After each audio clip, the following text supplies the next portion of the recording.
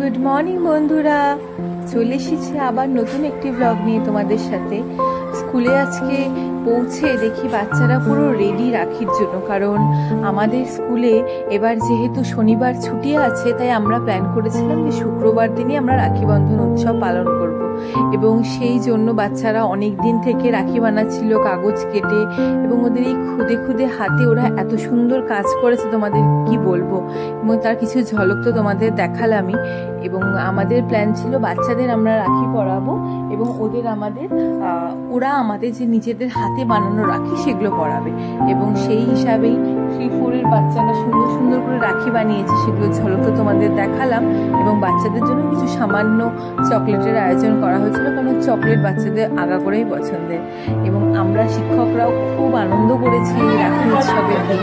বাচ্চাদের হাতে রাখি পরিয়েছি, ওরা আমাদের রাখি পরিয়েছে, খুব মজা হয়েছে। এবং বিশ্বাস করো, ওরা যে এত ছোট ছোট হাতে এত সুন্দর করে বানাবে আমরা ভাবতেই পারিনি।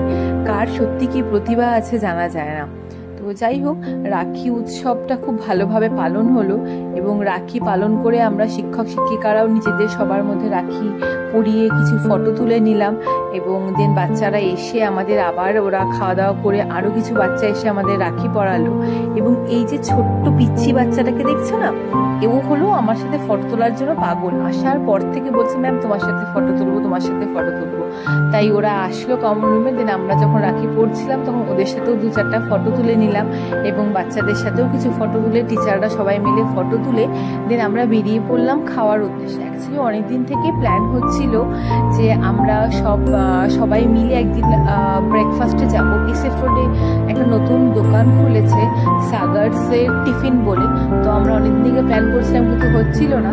তাই কালকে যারা যারা রাজি হয়েছে সবাই মিলে আমরা চললাম। যদিও আমাদের টিচার সংখ্যা 11 জন, তবুও সবাইকে তো আর পাওয়া যায়নি, তাই যে কয়জন ছিলাম সেই কয়জনই আমরা গিয়েছিলাম। এবং ওখানে গিয়ে সবাই সবার মতন পছন্দের মেনু চয়েস করে বসে আছি, কতক্ষণে খাওয়ার আসবে। মেনুতে অনেক কিছুই ছিল, সবাই ধোসা ছোলে বাটুরে অর্ডার করেছে, বাট আমি সব যেহেতু আইটেম ট্রাই করা হয়ে গেছে, তাই ভাবলাম আমি আজকে আলু পরোটা ট্রাই করি। তো সেই হিসাবে আমি আলু পরোটা অর্ডার দিয়েছিলাম। খাওয়ার নিয়ে নতুন করে বলার কিছু নেই, যারা টিফিন খেয়েছো তারা জানো যে খাওয়ার খুবই ভালো। এবং তার সাথে অর্ডার করে নিয়েছিলাম আমরা কোল্ড কফি এবং লস্যি।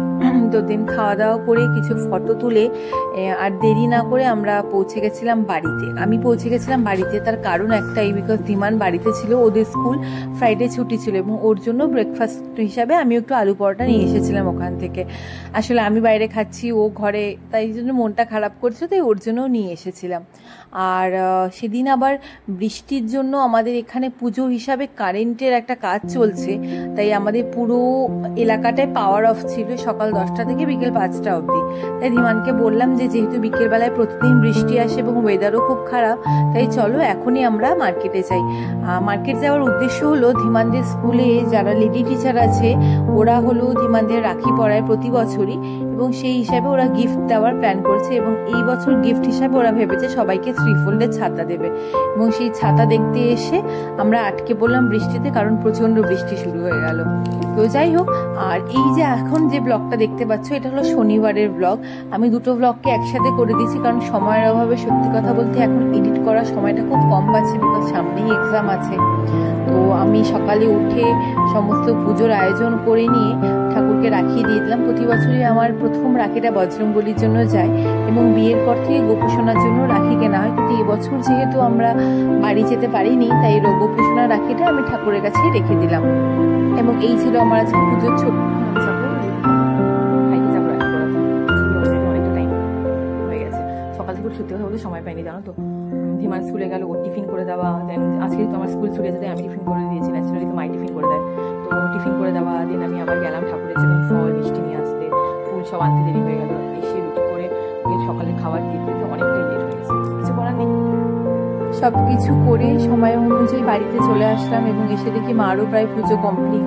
আমাদের ফ্ল্যাটে প্রতি বছরই মা এই দিনটা খুব ভালোভাবে উদযাপন করে, তার কারণ এই দিনই আমরা ফ্ল্যাটে ঢুকেছিলাম, এবং পূর্ণিমাতে মা আগাগোড়াই পুজো দেয়। তো যাই হোক, পুজো কমপ্লিট হয়ে গেছিলো, মা সিন্নি বানিয়েছিল, এবং আমি ততক্ষণ একটু লাল চা বানিয়ে নিলাম। লাল চা খেয়ে এবং এইখানে বসেও ভাইয়ের সাথে আমি লড়াই করছিলাম, ঝগড়া করছিলাম। মা বলছিল তোরা এখানে বসে ঝগড়া করছিস, জানি না কেন ওর সাথে আমার এত মারপিট লাগে। যাই হোক, এত বড় হয়ে যাওয়ার পরেও হয়তো এটাই ভালোবাসা। তো আজকে এই ছিল আমার একটা ছোট্ট ব্লগ। খুব একটা বেশি সময় করে ব্লগ করে উঠতে পারিনি, সারাদিন মার শরীরটাও খারাপ ছিল, তাই সেভাবে ব্লগ করে উঠতে পারিনি। তোমাদের কেমন লাগলো আজকের ব্লগটা আমাকে জানিও। ভালো লাগলে একটা লাইক করে দিও, এবং যদি কিছু পরিবর্তন দাও সেটাও আমাকে জানিয়ে দিও। আবার নতুন ব্লগে দেখা হবে। টাটা।